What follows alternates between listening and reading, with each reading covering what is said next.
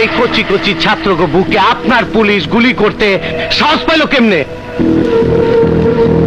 সরকার আপনাকে home minister বানাইছে কেন?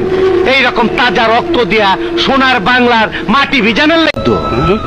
কোথায় মুক্তিযুদ্ধ হয়েছিল? তুমি আমার মহান মুক্তিযুদ্ধ সম্পর্কে উল্টা পাল্টা বলবো না। চুপ করো হান্নান। মুক্তিযুদ্ধ যদি হইতো আর সত্যি যদি মানুষের মুক্তি হইতো তাহলে তোমার সার্টিফিকেট দেখে আমার চাকরি নিতে হইতো না।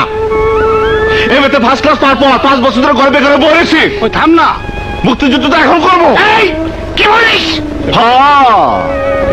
আমরা তো অস্ত্র তুলে নেবো। বুঝতে পেরেছি, তোমার চাকরি হবে না। আমার পেনশনের টাকায় তোমার শেষ সম্বল। ভেবেছিলাম ওই টাকা দিয়ে বিয়ে দিব, তা হবে না। হলো না, হবে না। ধরবো না, আমি ধরবো না। তোমার টাকা আমি ধরবো না, তোমার পেনশনের টাকা আমি ধরবো না।